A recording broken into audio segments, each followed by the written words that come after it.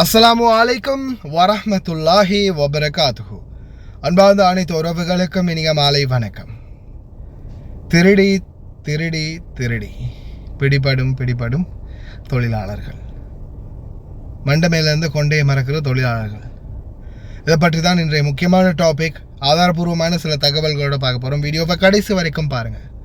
தெரியாத நண்பர்களுக்கும் மறக்காமல் ஷேர் பண்ணுங்கள். வீடியோ பிடிச்சிருந்தால் ஒரு லைக் பண்ணுங்கள், சப்ஸ்கிரைப் பண்ணுங்கள். நிறைய பேர் எனக்கு ரீசெண்டாக அனுப்பின ஒரு வீடியோ, இந்த வீடியோ கேமரா, நிறைய இடங்களில் கேமராக்கள் இருக்குது, ஆனால் நிறைய பேருக்கு அது தெரியறது இல்லை. என்னடா பகல் போல் இருக்குது அப்படின்னு நினைக்கிறீங்களா? நடு இரவுலையும் பகல் போல விளங்கும் கேமராக்கள். குழந்தையை அடித்து பிடிபட்ட பணிப்பெண்.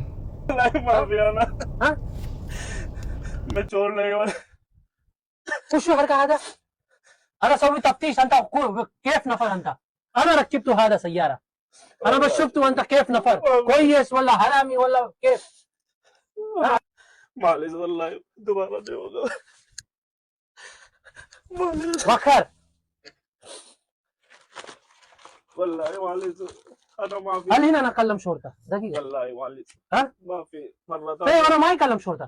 2 شهر انا ما ياتي راتب. انت 2 شهر اسمعني.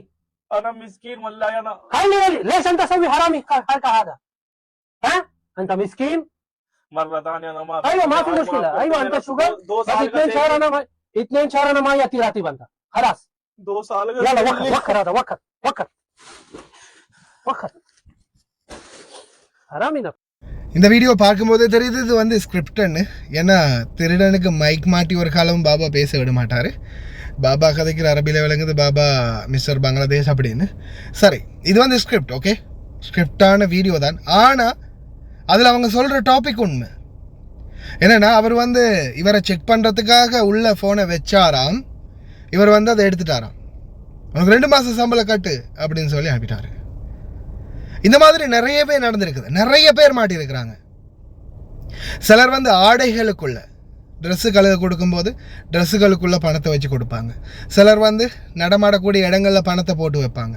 சிலர் வண்டிகளுக்குள்ள பணத்தை, தங்க நகையை போட்டு டிரைவர்களை செக் பண்ணுவாங்க. வீட்டில் உள்ள பணிப்பெண்களையும் அதே மாதிரி தான். ஆங்காங்கே எங்கேயாவது ஒரு இடத்துல நகையோ பணத்தையோ எதையாவது போட்டு செக் பண்ணிக்கிட்டே இருப்பாங்க. சிலர் தெரியாதனமாக மாட்டிக்குவாங்க. அதே மாதிரி அன்பார்ந்த சகோதர சகோதரிகளை, இன்னொரு முக்கியமான விடயம் என்ன தெரியுமா?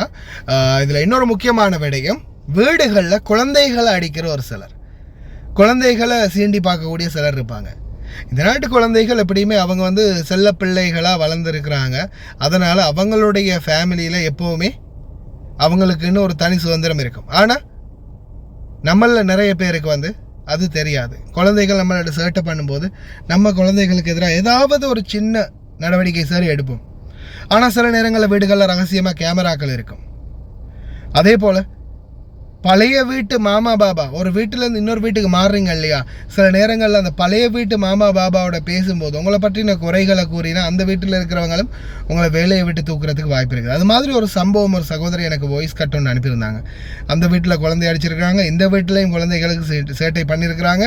கடைசியில் அது தெரிய வந்து வேலை செய்த இடத்துலையும் வேலை இல்லாமல் போச்சு. இந்த மாதிரி ஒரு சம்பவம் இருக்குது. ட்விட்டரில் நான் பார்த்த ஒரு வீடியோ காட்சி தான் இது. பாருங்கள், இரவு நல்ல இரவில் இந்த கேமரா வீடியோ ரெக்கார்ட் பண்ணுது, சிசிடிவி கேமரா. பாருங்கள் எப்படி இந்த கேமரா ரெக்கார்ட் பண்ணுறது பகல் போல் இருக்குதுன்னு. இரவு 9 மணிக்கு இந்த வாய்ஸையும் கேளுங்க. தம்பி வணக்கம், எப்படி இருக்கீங்க? நல்லா இருக்கீங்களா? சாப்பிட்டீங்களா? அந்த பொண்ணை அனுப்பிட்டாங்க. என்னை கடைக்கு போக சொல்லிட்டு நான் கடைக்கு போயிட்டு வரக்குள்ள அந்த பிள்ளைய கூட்டிகிட்டு போயிட்டாங்க. நான் அப்புறம் கேட்டேன் மனசுக்கிட்ட, என்ன காரணம், எதனால அனுப்புனீங்க அப்படின்னு. இப்போ அவங்க சொன்னாங்க, அவங்க இருந்த வீட்டில் வந்து பிள்ளைங்களையெல்லாம் பழியாக அடிக்கிறாங்களாம், வேலைக்காரி அடிச்சிருக்காளாம், நிறைய பிரச்சனை இருக்கான். அப்போ அந்த வீட்டுக்கார மேடம் வந்து உங்களோட பேசி சொன்னாங்களாம், உங்க சரியில்லை, 1 மாதம் நல்லா இருப்பாங்க, மறு மாதம் பிள்ளைங்களையெல்லாம் அடிக்கிறாங்க, பழியாக்கிடுறாங்க அப்படின்னு சொல்கிறாங்க. நம்மனா காங்காமல் எதையும் நமக்கு சொல்ல முடியாதுல்ல. அப்போ நம்ம வீட்டில் இந்த பொடியனை தூசணத்தால் ஏசும், சிங்களத்தில் ஏசும். அப்போ நான் சொன்னேன், அப்படியெல்லாம் ஏசாத, அது சின்ன பொடியன், தூசணத்துலலாம் ஏசாத, இங்கே நீ சிங்களத்தில் ஏசுகிற. ஒரு வேளை எங்கேயாவது ஒரு சின்ன கேமரா வந்துருந்தால், நம்ம வீட்டில் கேமரா இருக்குது, சாலையில் மட்டும்தான். எங்கே என்ன இருக்குன்னு யாருக்கு தெரியும் என்ன தவிர. இப்போ நம்ம அதை பார்த்து நடந்துக்கணும். அப்போ நான் ஏசுனேன், நீ இப்படியெல்லாம் ஏசக்கூடாது, அது சின்ன பிள்ளை, இத்தனைக்கு அவன் பேச்சு இல்லாத பிள்ளை, பேச மாட்டான், பேசக்கூடிய பிள்ளையா இருந்தால் என்னன்னாலும் சொல்லும், கேட்கும், வைக்கும். இது பேசாதே, அப்போ அதை நம்ம தானே பார்த்து செய்யணும் அப்படின்னு நான் நல்லதுதான் அவளுக்கு நிறைய சொன்னேன், நல்லா பார்த்துக்கிட்டேன். நீ அவங்க அந்த வீட்டில் உள்ள பிரச்சனையை கொண்டாந்து இந்த வீட்டுக்கு இவளுக்கு எங்கள் வீட்டு மேடமுக்கு சொன்னோன்னைக்கு எங்கள் மேடமுக்கு விருப்பம்லாம் போயிடுச்சு. ஏன்னா அங்கே பேசுகிற பிள்ளைங்களை அடித்து அந்த பிள்ளைங்க அவங்க அம்மா கிட்ட சொல்லியிருக்காங்க போல், வேலைக்காரியங்களை அடிக்கிறா கிள்ளுறா அப்படின்னு.